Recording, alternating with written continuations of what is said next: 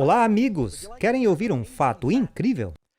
Recentemente, uma mansão foi posta à venda pela pequena quantia de 500 milhões de dólares. É isso mesmo. É chamada de The One Bel Air. Está em construção no sul da Califórnia há 7 anos, com vista para Los Angeles e o oceano ao longe. Tem quase 10 mil metros quadrados, 20 quartos, 30 banheiros, um cinema, 6 pistas de boliche, estacionamento para 30 carros. E você pensa, uau, deve ser mesmo uma mansão. Mas Deus tem algo ainda melhor preparado para você, e é sobre o que vamos falar nesta apresentação de Apocalipse agora.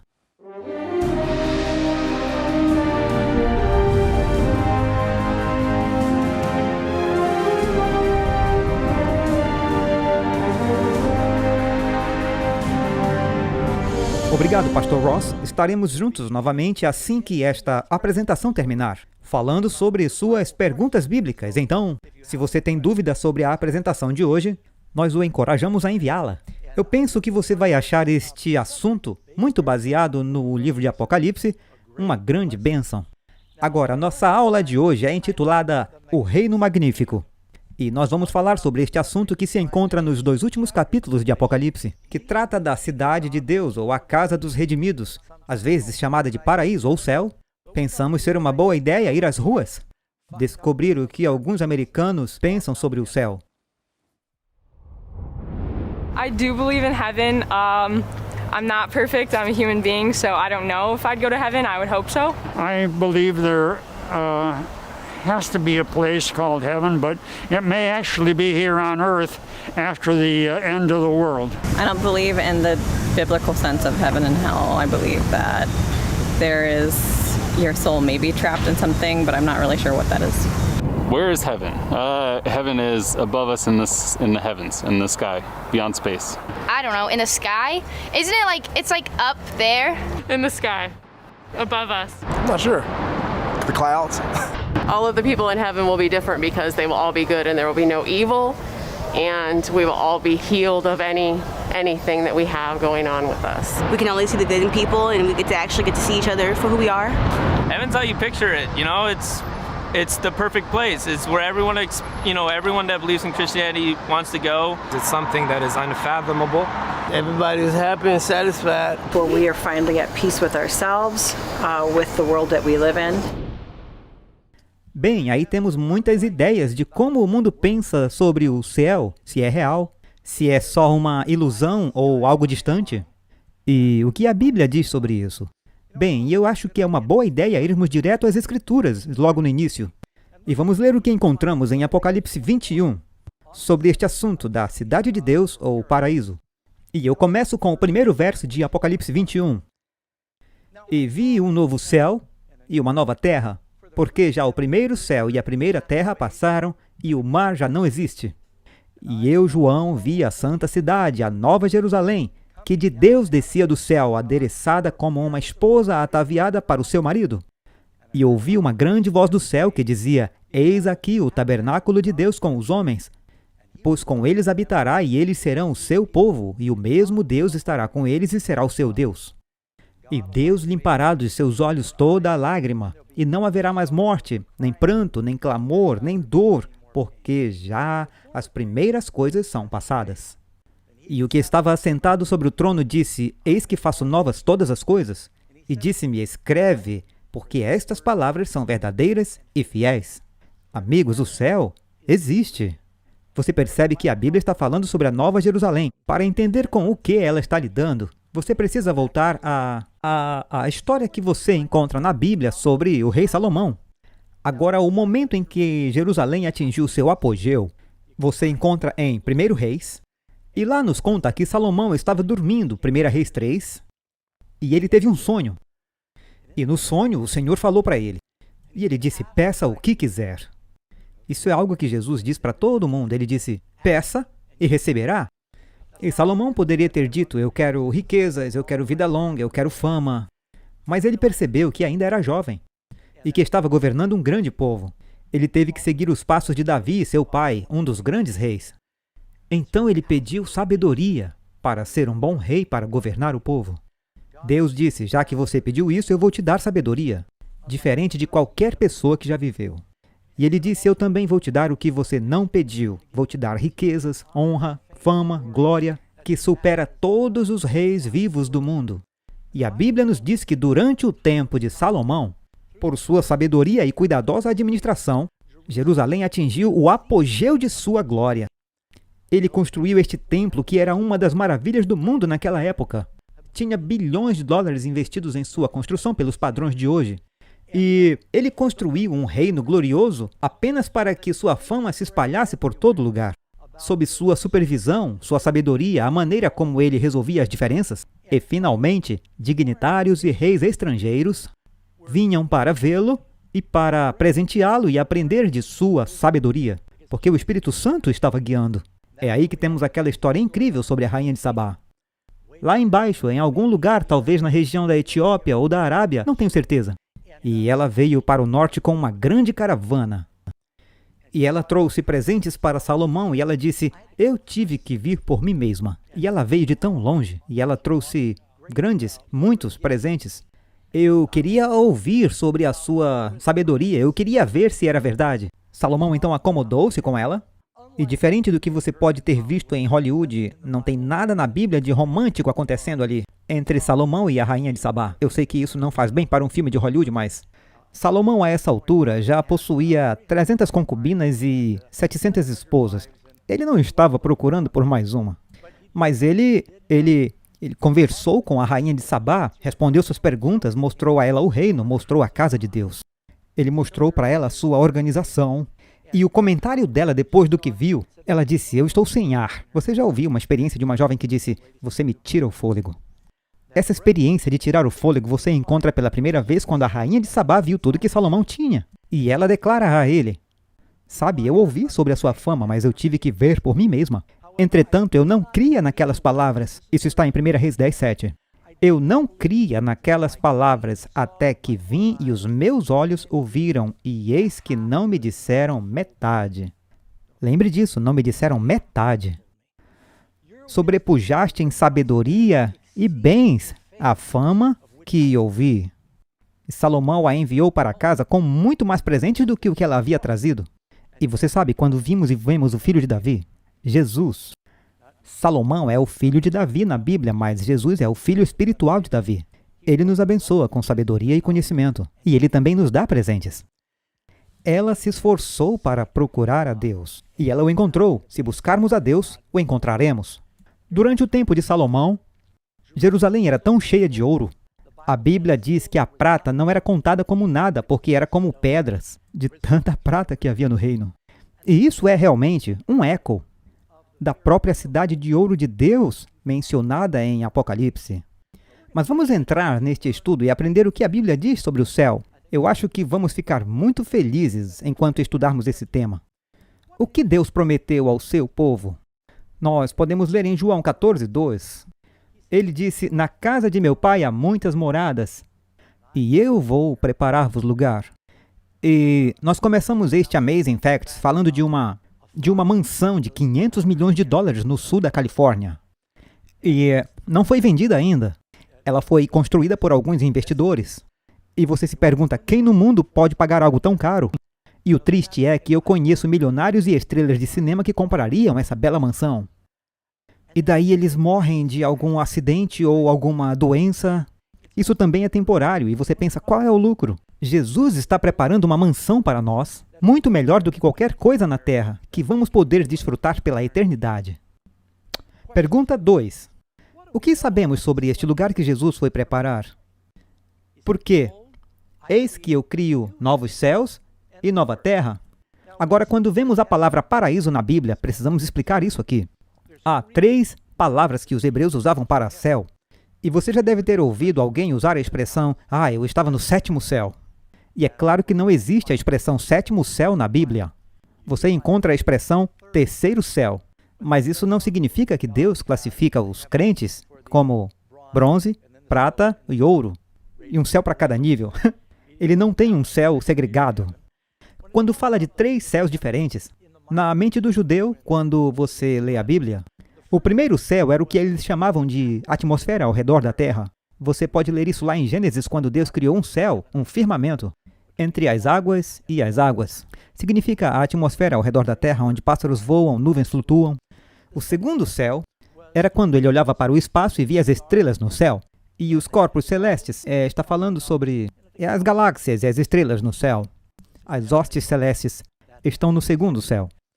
O terceiro céu era o paraíso, ou a morada de Deus, o quartel-general. Então, quando Paulo diz, eu fui arrebatado ao terceiro céu, ele está falando de ser levado até a presença do Pai. Só uma informação para ficar bem claro.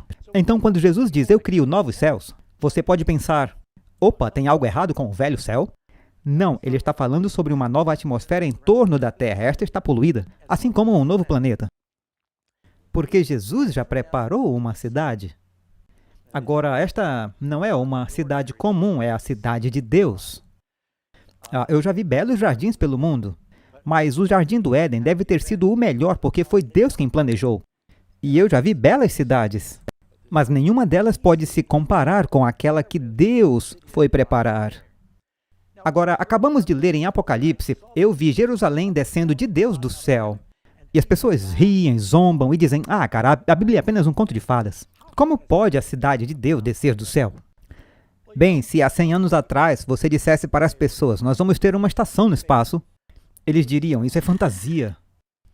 E quando eles viram os primeiros desenhos animados de Buck Rogers, sobre um foguete que saiu da atmosfera e chegou a outro planeta, todos pensaram, isso é fantasia. Mas agora percebemos que é real. Se você dissesse para alguém há 100 anos atrás que após 5.000 anos de história desta Terra, que você poderia estar em um lado do planeta e você poderia falar claramente com outra pessoa do outro lado do planeta, ela diria, isso é bruxaria, isso é impossível. Muito menos que você poderia transmitir uma foto sua enquanto fala. Eles poderiam pensar que o seu aparelho celular estaria endemoniado. Mas você e eu sabemos que isso é inteiramente possível e há respostas científicas para isso. Então por que duvidamos da palavra de Deus quando ela diz, sim, eu tenho uma cidade, ela está lá no espaço e eu vou trazê-la para a Terra? Há tantos mistérios que nós não entendemos quando consideramos quão grande é o cosmos.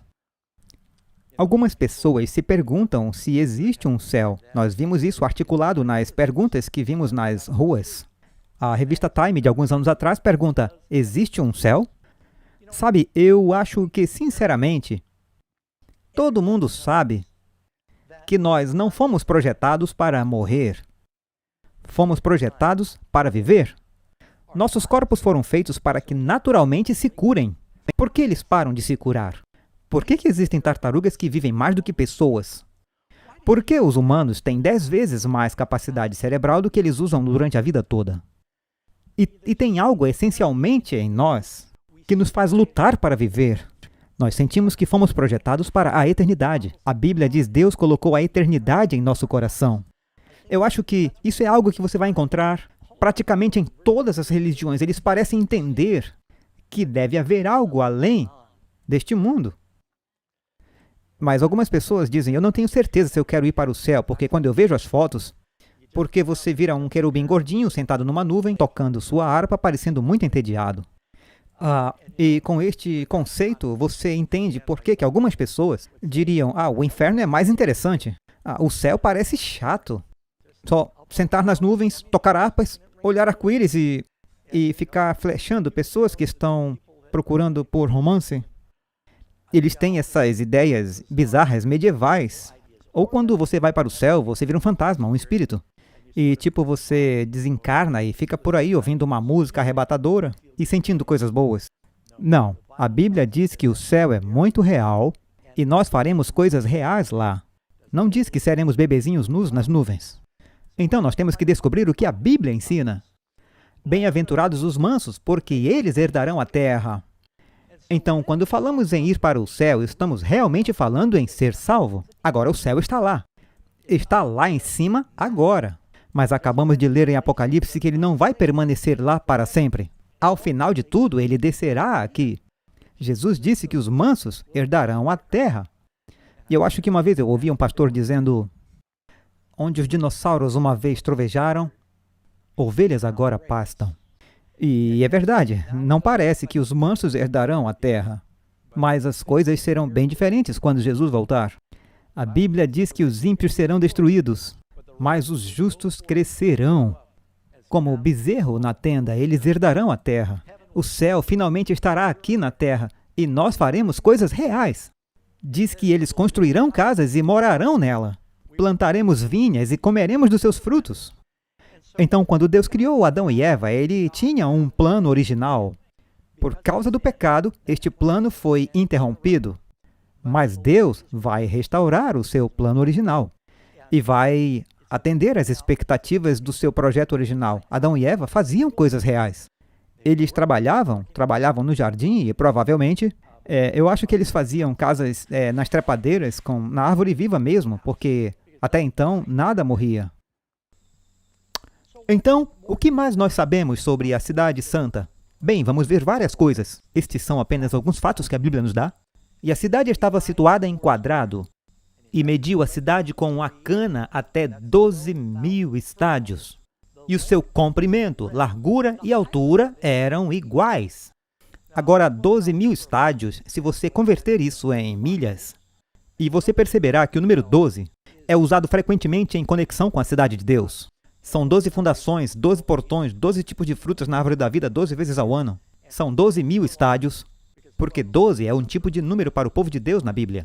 Mas isso equivale a 2.414 quilômetros. E para os que estão na América do Norte, isso significa que a área coberta pela cidade de Deus é aproximadamente do tamanho do estado do Oregon.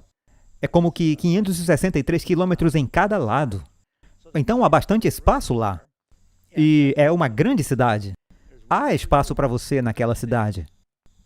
Então aqui diz que o comprimento, a largura e a altura são iguais. Agora, alguns dizem, bem, quando a altura, a largura e a altura de algo são iguais, eu tenho alguns alunos aqui na plateia, o que isso significa? É um cubo. Sim. Isso significa que a cidade de Deus é um grande quadrado? Bem, quando fala do comprimento, da largura e da altura, alguns pensavam que era uma pirâmide. Por causa da sua altura e da sua largura, ela tecnicamente parece uma pirâmide. Mas pode significar que tem apenas paredes muito altas. Pode significar que estão inclusas aí parte das 12 pedras da fundação. E você pode pensar que ela se projetaria através da estratosfera para o espaço. Quando nós prosseguirmos com esta apresentação e falarmos sobre a cidade de Deus, por favor, se lembre. Deus diz que é quase impossível você sequer imaginar o que o Senhor preparou. Então, se você ficar chocado com algo que eu disser, saiba que isto provavelmente é ainda mais chocante do que você pensa.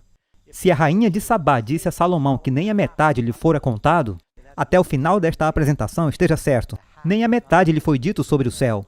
Pois Paulo diz que sequer podemos imaginar as coisas que Deus preparou para aqueles que o amam.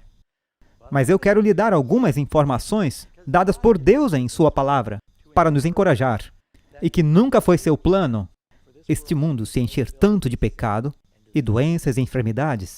Este não era seu plano, mas o entristece. Agora, quando você pensa, se houver um espaço para mim na cidade, nós sempre divulgamos fatos incríveis em nossa apresentação. E aqui vai um para você. Aqui está Manhattan, em Nova York, onde eu cresci. E eu estava estacionado no aeroporto Dallas-Fort Worth.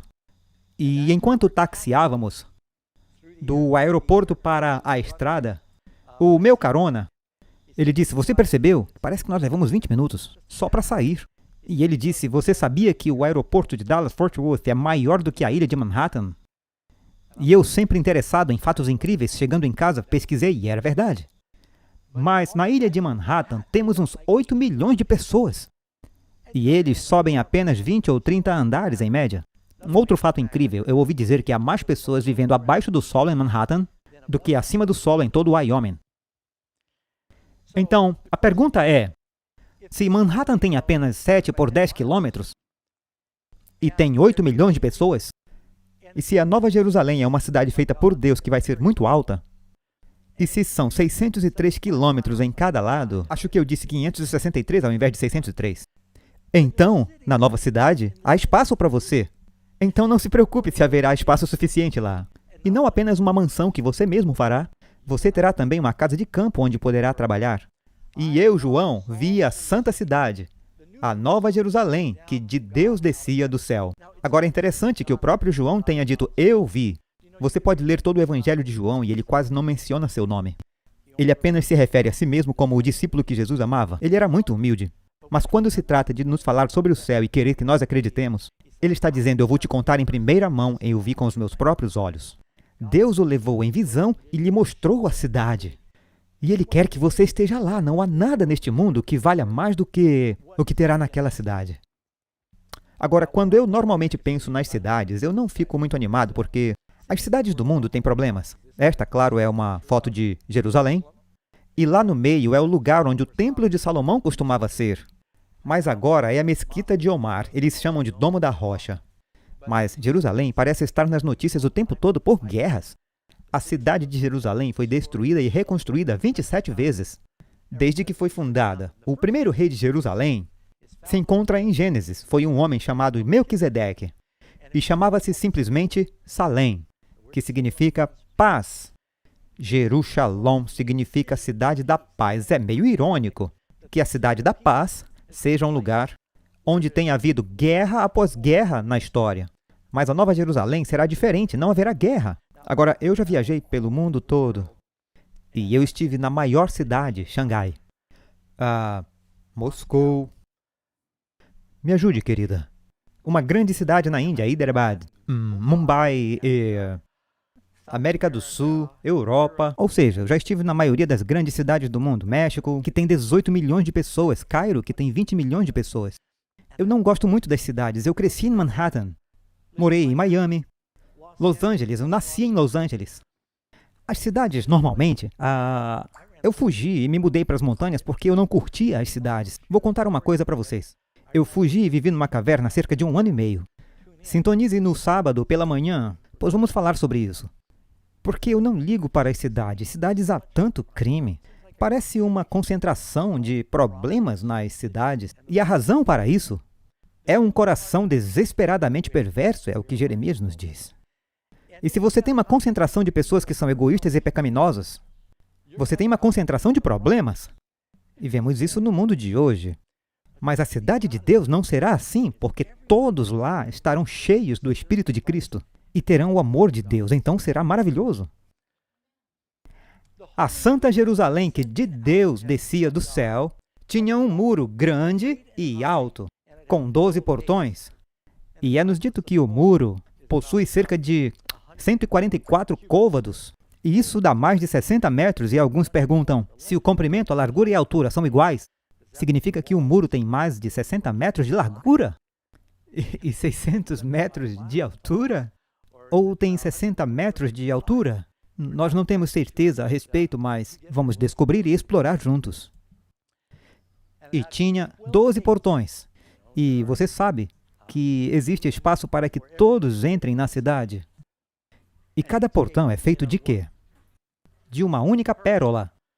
Existe um homem chamado Alan Golash, e ele estava vasculhando uma cesta de bijuterias numa loja de antiguidades em Rhode Island, e ele encontrou um broche. Bem, ele tinha um olho bem treinado e ele pensou, isto não é só uma bijuteria. Ele foi ao proprietário e disse, eu quero isso. Ele olhou e disse, $14. Ok, vou querer. Então ele foi até um joalheiro que, quando viu a joia, perguntou, em que lugar do mundo você conseguiu isso? Não é da sua conta. O que nós temos aqui? Ele disse, você tem um broche muito raro, com 2 pedras, parecidas com 2 pérolas roxas. E é chamada de pérola de Vênus, uma pérola de grande preço, posso dizer. E há também 3 diamantes rosa, fixados com ouro e ouro embutido. $14, avaliado em mais de 2 milhões. E você não acha que ele ficou feliz? E ali estavam 2 pérolas muito raras, quase perfeitas. A Bíblia nos diz que cada portão no céu é feito de uma única pérola. Agora alguém pode pensar, como conseguir uma pérola tão grande, ou uma ostra, para fazer algo desse tamanho? Deus não precisa de uma ostra. Deus pode fazer uma pérola sem ostra. Ele pode fazer um ovo sem galinha. Deus faz tudo o que Ele quiser. E a construção do seu muro era de jaspe. E claro que é quase como um lindo material translúcido esverdeado. E com 12 fundações.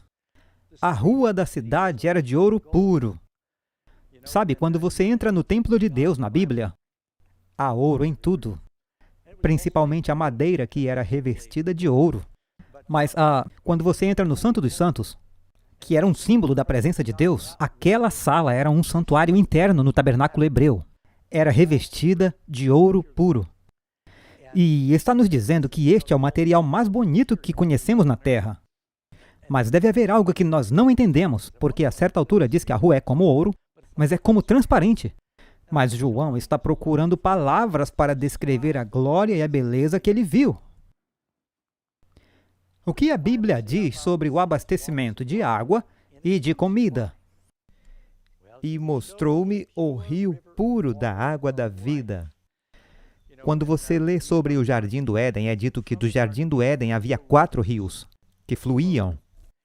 Havia o Tigre, o Eufrates, eu não consigo lembrar o nome dos outros 2, mas o Hiddekel, mas eles fluem do jardim e irrigam toda a terra. Nós cantamos aquele hino junto ao rio cristalino, reunidos estaremos. Lá diz que do trono de Deus esta água flui. E basicamente rega toda a terra. É como diz nos últimos capítulos de Ezequiel, em todo lugar onde a água vai, tudo vive. E todo o planeta estará fervilhando de vida como um jardim. E não é qualquer água, é água cristalina. Você sabe que a maior parte da água dos rios do mundo você não pode beber, você vai adoecer.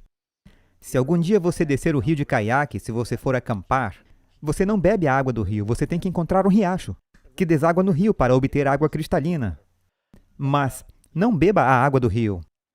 De ambos os lados do rio, agora perceba isso. Em ambos os lados do rio estava a árvore, não árvores. Uma árvore. Em ambos os lados. A única explicação é que esta é uma árvore enorme, cujos ramos crescem até o topo, formando uma árvore. As raízes talvez passam por baixo do rio, e o rio corre por cima delas.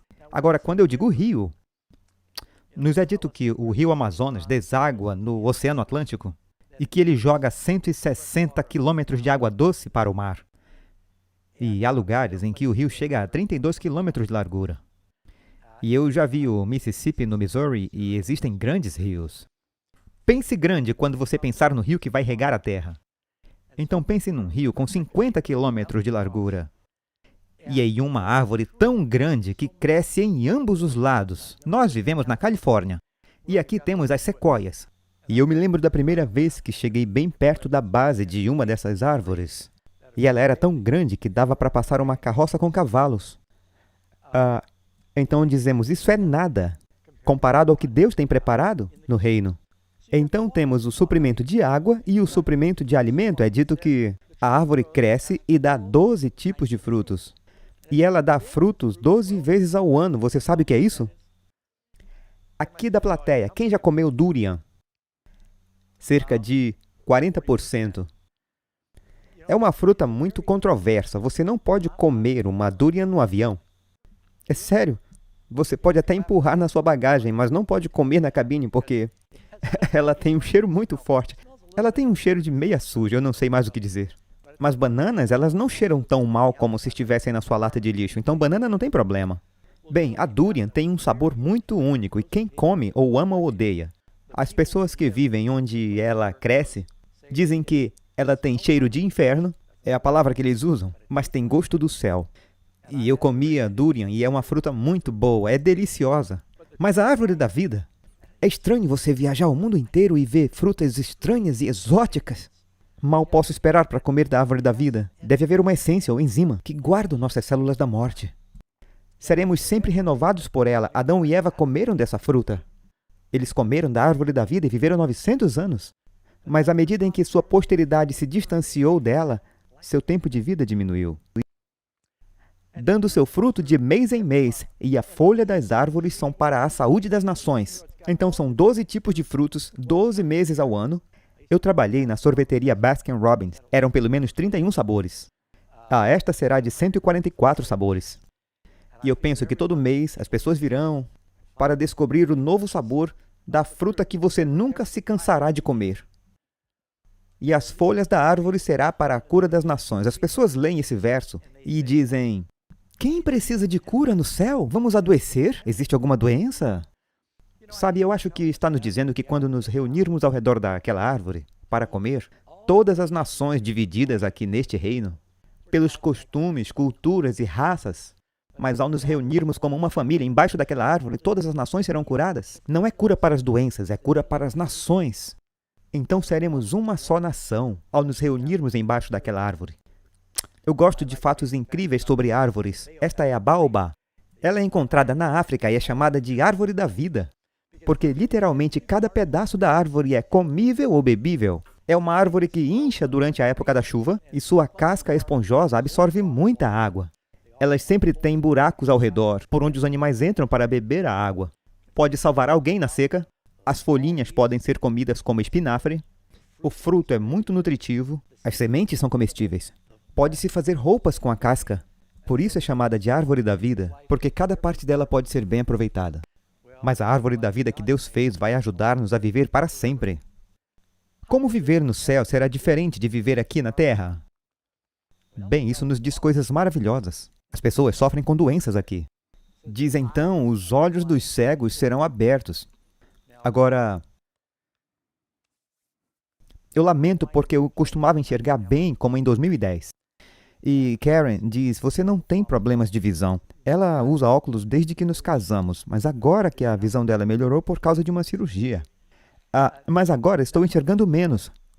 E eu penso, cara, eu mal posso esperar para chegar ao céu porque os nossos olhos serão como binóculos e enxergaremos como uma águia. Diz que os ouvidos dos surdos serão desobstruídos. Nossa audição será muito melhor. E as pessoas que sofrem de alguma doença nesse mundo serão todas curadas lá. Então os coxos saltarão como cervos. Um cervo é um animal parecido a um veado. É como uma gazela que alcança 50 metros em um salto. Eu gosto de assistir filmes de quando pisaram na Lua pela primeira vez. E eles andam na Lua com baixíssima gravidade, usando trajes pesados, mas parecem bailarinas. E eles boing, boing, boing. E eu digo, cara, isso é muito legal. Nós teremos esse tipo de elasticidade. Nós nos sentiremos leves. E a língua dos mudos cantará. Até a língua dos que não conseguem falar aqui vai poder cantar no tom lá. Eu não vejo a hora de chegar no céu e poder cantar no tom. Não farão mal nem dano algum. Você sabe que neste mundo todos os animais, todas as criaturas foram corrompidas. As plantas possuem espinhos e cardos. Isso nunca foi o plano de Deus. Os animais passaram a matar e comer uns aos outros. Mosquitos que costumavam polinizar passaram a chupar sangue. Tudo saiu errado por causa do pecado, mas tudo será restaurado. A Bíblia diz que o leão comerá palha com o boi. E a criança vai poder brincar com a serpente. E eles não machucarão nem destruirão. E um pequeno fato incrível quero contar agora. Estes são, é igual o Mágico de Oz, o tigre, o leão e o urso, conhecidos como BLT, foram resgatados como filhotes. Eles viviam juntos na casa de um traficante que foi preso em Atlanta. Ele os comprou, mas viviam na miséria. As autoridades animais os levaram e os doaram a um refúgio de animais, onde eles vivem juntos e felizes. E eles se amam. Eles brincam e lutam e se limpam uns aos outros. Bem, normalmente eles seriam inimigos. Mas no céu é dito que o cordeiro vai se deitar com o leão. E o leão vai comer palha com o boi. Ninguém será ferido no céu, porque lá não haverá perigo. E o lobo morará, aqui está o verso, Isaías 11:6. E morará o lobo com o cordeiro. E um menino pequeno os guiará. E você não vai ficar com medo quando seu filho disser, eu vou brincar na floresta, pai, mãe, eu vou brincar no bosque. Você dirá, divirta-se. Não haverá nada lá. De que eles precisam ter medo? O deserto florescerá como a rosa. Tem alguns lugares do mundo hoje que são severos, estéreis e desolados, mas tudo será lindo lá. Mas o lugar mais desolado do mundo será melhor do que os melhores jardins que temos hoje. E tudo lá será lindo e simétrico. E os nossos olhos ficarão hipnotizados. Lá os espinhos não terão... As rosas não terão espinhos naquele reino. Os habitantes não dirão, eu estou doente. Eu estou procurando uma palavra para ninguém adoece. Não vamos precisar nos preocupar com esses vírus e bactérias invisíveis, porque nada vai nos ferir lá. Não teremos que nos preocupar com nossos amados envelhecendo e morrendo, porque cada um será rejuvenescido, com suas asas como de águias. Não haverá mais morte, nem sofrimento, nem choro, nem solidão, nem separação. Não é um bom lugar para dizermos amém? Estamos ansiosos por isso. Que tipo de corpo os santos terão lá? Bem, a Bíblia nos diz. Ela diz: então o Senhor Jesus Cristo mudará os nossos corpos vis, esses corpos que podem morrer ou envelhecer, para que eles possam ser moldados com o seu corpo glorioso. A grande pergunta é: o nosso corpo será igual ao corpo dele? Ou seja, após ele ressuscitar dos mortos? Que tipo de corpo Jesus possuía? O corpo de Jesus era real ou um espírito? Vejamos na Bíblia. Após Jesus voltar da morte, após sua crucificação, ele apareceu aos discípulos várias vezes. Quando ele os viu, a primeira vez eles achavam que era um espírito, porque ele apareceu de repente. E ele disse: olhem, eis aqui as minhas mãos, meus pés, veem as cicatrizes? E ele diz: sou eu mesmo. Toquem-me e vejam, pois um espírito não possui carne e ossos, como vocês veem em mim. Ele disse: toquem-me. Então, para pontuar que ele era real, ele comeu diante deles. Em várias ocasiões, ele comeu diante deles. Ele sentiu fome. Adão e Eva possuíam corpos mortais glorificados antes do pecado. Mas por causa do pecado, eles começaram a envelhecer. Não tinham mais acesso à árvore da vida. Foram expulsos do jardim. E eles começaram a, basicamente, seus corpos foram corrompidos, envelhecidos. Mas Jesus era real. O plano de Deus para o homem e a mulher no mundo era fazer coisas reais. E ele vai completar o seu plano original. Que outras promessas encorajadoras encontramos na palavra de Deus? Aqui diz que ele envia Jesus Cristo, o qual convém que o céu contenha até aos tempos da restauração de tudo. Agora, restauração significa um upgrade. Eu estava viajando, pregando, e chegando ao aeroporto de St. Louis, eu aluguei um carro. E quando eu entrei para pegar o carro, era tarde da noite, havia uma moça no balcão. Ela olhou para mim e disse: você é o cara da TV? E eu nunca sei o que dizer, porque uma vez eu disse: sim. Você é aquele vendedor de carro que sempre chega tarde aqui, não é? Eu disse: não, aquele não sou eu. Então eu disse: sim. E ela disse: fatos incríveis. Ela disse: eu amo o seu programa. E ela foi muito legal. E ela deu uma olhada em volta e disse: eu vou lhe dar um upgrade. Eu disse: que legal! Ela disse: o que você acha de um conversível? Eu disse: bom, está nevando agora, justo agora. E ela disse: onde é que eu estava com a cabeça? Então ela disse: ela disse: nós temos o carro executivo. Ninguém nunca pega o carro executivo. Eu vou lhe dar o carro executivo. Porque o carro que normalmente nós lhe daríamos não está aqui. Então nós vamos lhe dar um upgrade. Vamos lhe dar um bem melhor. Nós temos um Cadillac. Ele tem volante aquecido. Você vai gostar. Volantes aquecidos, eu pensei. Isso é para os fracos. Volantes aquecidos. Quando eu entrei no carro, eu experimentei e falei: isso é muito legal, aquece nossas mãos imediatamente. Mas eu me senti um pouco constrangido porque eu estava num Cadillac chique e parei numa igreja humilde para pregar. Isso não pareceria bem. O pastor usando o dinheiro da igreja para viajar com estilo e... Então eu estacionei bem longe da igreja para que ninguém me percebesse saindo. Mas na hora de destravar, eu apertei o botão de alerta. E ao invés de destravar, o carro começou a buzinar. E todos os membros no estacionamento viraram e olharam para mim. Meu. Seus pecados vão te encontrar de qualquer jeito. Enfim, às vezes nós recebemos um upgrade. Eu me lembro quando Karen e eu estávamos na lua de mel. Nós fizemos um cruzeiro pelo canal do Panamá. Era um barco lindo, muito bom, e nós estávamos muito empolgados. Quando o agente de viagens ligou e disse... Na verdade, era uma amiga. Ela disse: nós falamos com a agência e ainda tem uma suíte de luxo e nós fizemos um upgrade. E vamos mudar vocês para um quarto com varanda. Bem, eu fiquei tão empolgado e disse: Karen, eu te amo, eu quero te dar um upgrade. E mostrei para ela. Bem, Jesus vai nos dar um upgrade ainda melhor. A Bíblia diz que ele vai restaurar todas as coisas não como elas eram. Serão ainda melhores. Ele não vai deixar o diabo arruinar seus planos. Nós não vamos olhar para o mundo na eternidade e dizer que era muito melhor antes do diabo bagunçar. Nós vamos olhar e dizer: é muito melhor do que Deus fez originalmente. Estes são aqueles que seguem o Cordeiro onde quer que ele vá, os que vivem naquela cidade. Agora aqui está o ponto, amigos.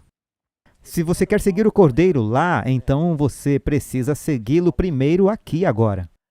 Então, é aqui que começamos a prática de seguir o Cordeiro. Se quisermos segui-lo naquele reino renovado. As lembranças tristes e dolorosas desta vida perturbarão as pessoas no céu? Não, a Bíblia diz que não haverá mais lembrança das coisas passadas, nem mais se recordarão. Agora, não é porque na ressurreição nós não nos lembraremos que Deus nos salvou, nem porque nós esquecemos o que Jesus fez em sacrifício por nós, mas será por causa da glória do mundo que veremos, será tão brilhante, tão esplêndida, que irá eclipsar todas as lembranças dolorosas. É como dizem as Escrituras, o choro pode durar uma noite, mas a alegria vem de manhã. E a Bíblia diz que uma mulher, quando entra em trabalho de parto, ela pode uivar com dor e está se preparando para dar à luz. Mas assim que o bebê nasce, ela esquece de toda a dor, porque ela se alegra com o bebê. E é isso que significa quando diz que não será lembrado. Mas nunca esqueceremos o que Jesus pagou por nós, porque por toda a eternidade teremos as cicatrizes em suas mãos. As pessoas da terra se reconhecem no novo reino de Deus? Recebemos essa pergunta frequentemente. As pessoas se perguntam, bem, quando eu chegar no céu, a vovó, bem, ela tinha 90 anos quando ela morreu. Como é que eu vou encontrá-la? Eu vou estar vagando pelo céu? Procurando a vovó no meio de milhões de pessoas lá? Bem, a promessa de 1 Coríntios 13 é aquele capítulo que fala sobre o amor. Diz, mas então conhecerei como também sou conhecido. Sabe, quando temos um amigo, o que você conhece e aprecia daquele amigo não é o que está do lado de fora. É o seu caráter, é o espírito que está do lado de dentro. E vamos conhecê-lo e reconhecê-lo pela essência de quem eles são. E algo para lembrar é que no céu seremos cheios do Espírito Santo. Lá nós teremos menos discernimento? Não, lá teremos mais discernimento, discernimento espiritual. Então vamos olhar ao redor e reconhecer pessoas que mal conhecemos nesta vida. Saberemos exatamente quem são. E ficaremos muito animados porque eles compartilharam a nossa fé. Que outras promessas emocionantes Deus nos dá a respeito do seu reino vindouro? Há várias coisas aqui. Diz que os resgatados do Senhor voltarão e virão a Sião com júbilo e alegria eterna. Qual o seu verso favorito, Karen? Salmo 16? Salmo 16:11. A tua mão direita há delícias perpetuamente. E a Bíblia nos diz que há alegria no céu. Serão níveis diferentes de alegria, mas nunca sentiremos a tristeza e o sofrimento que sentimos nessa terra. Há delícias perpetuamente. Aí está o seu verso. Eu achei que fosse lá. E as ruas da cidade se encherão de meninos e meninas que nelas brincarão. Zacarias 8:5. Haverá crianças no céu não significa que serão crianças para sempre. Porque Deus faz as crianças crescerem. Mas algumas que talvez morreram ou foram transladadas, quando Jesus voltar, talvez ainda serão crianças. Chegarão ao céu com seus corpos infantis glorificados, mas então crescerão. Só acho que vão crescer mais devagar. Tem um verso na Bíblia que diz que uma criança não morrerá até os 100 anos. Significa que uma criança não adoecerá, mesmo sendo uma criança de 100 anos de idade. Se você olhar para o Éden, as pessoas não se casavam antes dos 100 anos. E ao chegarmos no céu, nós vamos gostar de ver as crianças crescendo. E isso acontecerá lentamente, mas haverá sim crianças no céu. Eles serão bebês no céu. Muitos pais se reunirão com filhos que perderam nesta vida, no reino vindouro. Correrão e não se cansarão, andarão e não se fatigarão. Simplesmente teremos vigor eterno. Haverá tempo para o repouso, mas será agradável e não desgastante como agora. Subirão com asas como águias. Existe um hino gospel que fala deste verso. Aqueles que esperam no Senhor renovarão suas forças e subirão com asas como águias. Eu estava voando com Karen, eu sou piloto, e uma vez nós estávamos voando no Colorado. Estávamos a 14 mil pés. E eu pensei, sabe, nós estamos acima das nuvens. E eu passei por uma águia. E eu pensei, como ela alcança essa altura? Por que ela quer ir tão alto? Acima das montanhas e tudo mais. Elas apenas gostam de voar. Ela estava apenas voando o mais alto que podia, só para nos dizer que nós teremos essa força e energia. Podemos descrever adequadamente o novo reino de Deus com palavras? Esse é o verso que eu compartilhei em 1 Coríntios 2:9. Olho nenhum viu, significa ninguém viu. E o ouvido não ouviu. E não subiram ao coração do homem. São as coisas que Deus preparou para os que o quê? O amam. Qual é a chave para desfrutar disso? Amar ao Senhor. Qual a maior recompensa do novo reino de Deus? O próprio Deus estará com eles. Devido ao pecado, Deus costumava falar com o homem no jardim. E no princípio, após Adão e Eva pecarem, diz que eles fugiram de Deus. Deus não fugiu de nós. Deus veio atrás de nós. Veja, a primeira pergunta na Bíblia é Deus dizendo: onde vocês estão? Na verdade, a primeira pergunta é o diabo questionando a palavra de Deus. Ele diz: Deus disse? Então, após o homem pecar, a primeira pergunta é de Deus: onde vocês estão? A primeira pergunta do Novo Testamento é Deus, é o homem dizendo onde ele está, é os sábios procurando por Jesus. Nós fomos separados de Deus por causa do pecado. Jesus veio ao mundo para prover uma escada. Jacó sonhou com uma escada que unia o céu à terra, para nos unir novamente. E esta é a ideia, queremos estar na presença de Deus. E quando alguém pergunta qual a coisa mais gloriosa no céu, sabe, eu estou ansioso para viajar para outras galáxias e sistemas solares. Eu quero dizer, eu adoro viajar, eu amo explorar. E as crianças dizem, eu mal posso esperar para abraçar um leão e enfiar meus dedos em sua crina, sem medo, ou escorregar no pescoço de uma girafa, ou esquiar no mar de vidro. Eu não sei, todo mundo tem sonhos diferentes a respeito. Quão maravilhoso será estar no céu. Mas sabe o que realmente resumirá a nossa maior alegria? Será estarmos na presença do Todo-Poderoso Criador. Pense na grandeza do espaço e ele dizendo, eu vou mudar a capital do universo para este planeta, que se rebelou contra mim, para mostrar que eu os amo, os aceito e os perdoei. E esta é a maior honra, podermos estar em sua presença, estar com ele. E o que valeria mais do que isso? Nada. 14. O que excluirá as pessoas do reino de Deus? Tem uma coisa que nos excluirá. De modo algum entrará nele qualquer coisa que contamine. Devemos ser perdoados e purificados de nossos pecados. Jesus veio para nos salvar de nossos pecados, e ele pode, ele irá, e ele quer. Ele pode torná-lo uma nova criatura, e sua vida será melhor agora. A vida abundante não começa quando Jesus vier. Para o cristão, a vida abundante começa agora. Então, quando você o aceita, você obtém uma alegria. A alegria não é só no céu. Há alegria agora. Cristo disse que temos paz, alegria agora. Não temos que esperar o céu. E eu não sei como podemos ter paz sem Deus. A Bíblia nos diz que quem vencer herdará todas as coisas. A pergunta é, o que eu faço sobre o pecado? A resposta é, se confessarmos os nossos pecados, ele é fiel e justo para nos perdoar os pecados e nos purificar de toda a injustiça.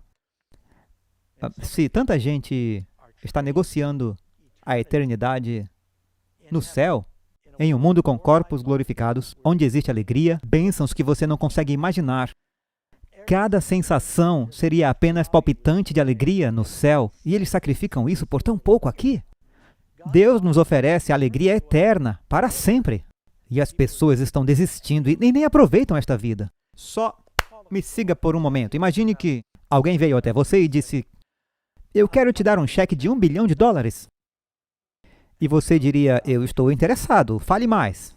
E ele diria, bem, a condição é que com $1 bilhão, você pode pegar esse dinheiro, ir para Las Vegas e gastar com o que quiser por 1 ano. E você, sim. E ele diz, após 1 ano, você será jogado num lago e queimado.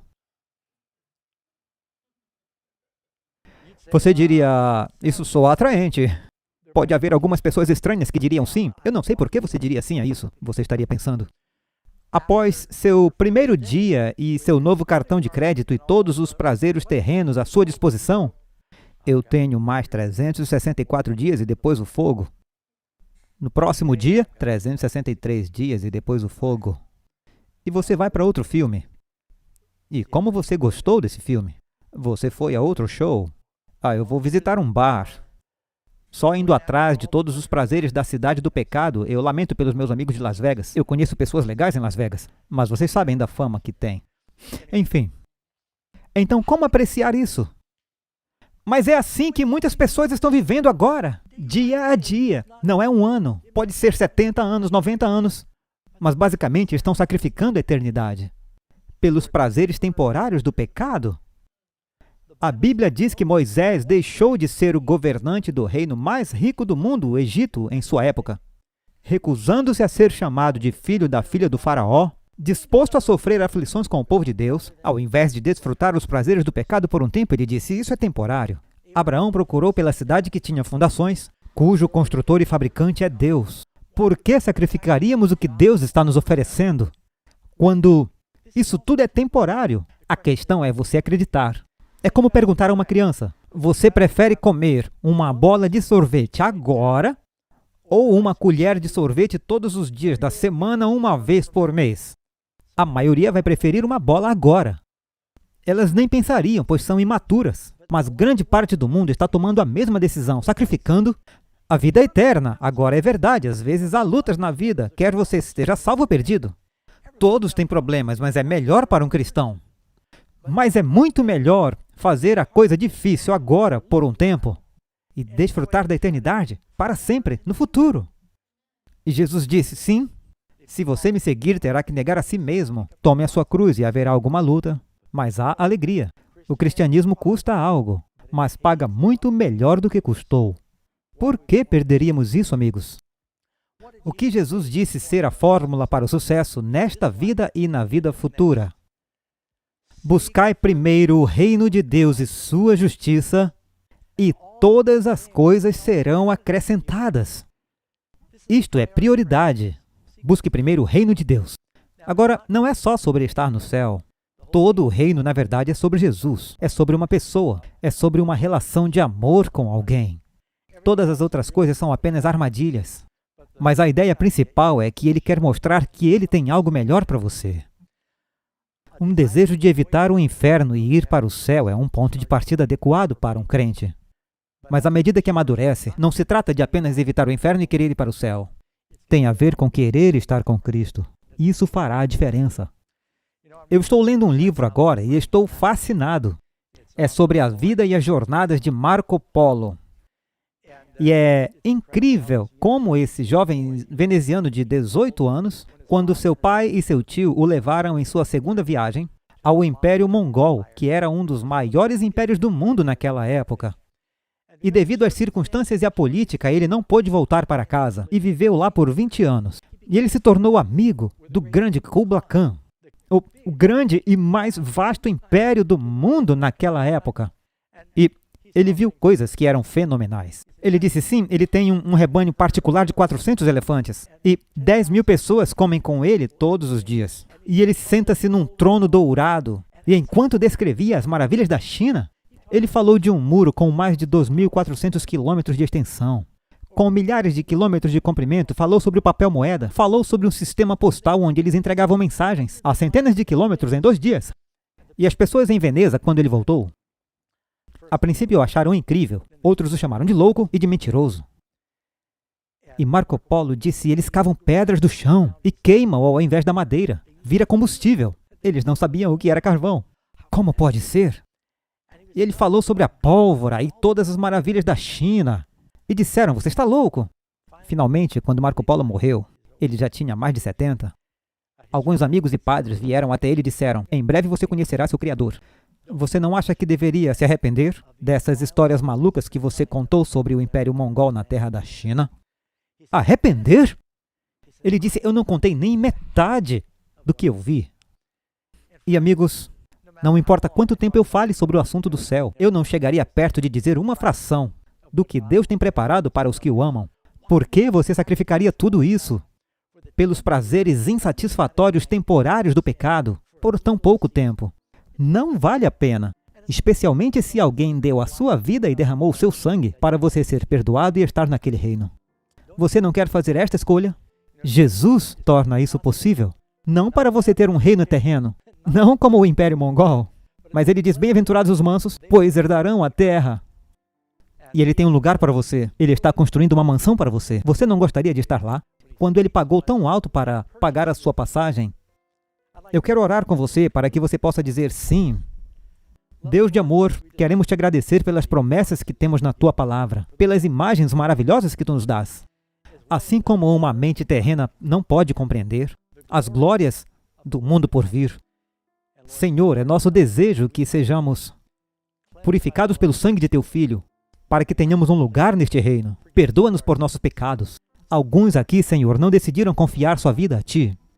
Ajuda-os a perceber que lucro há se eles ganharem o mundo inteiro e perderem sua alma. Ou o que um homem dará em troca de sua alma? Eu oro para que tomem uma decisão sábia agora, que busquem primeiro o teu reino e a tua justiça. Abençoa-nos com paz e alegria, e uma vida abundante aqui, e vida eterna no mundo por vir através de Jesus. No nome dele pedimos. Amém.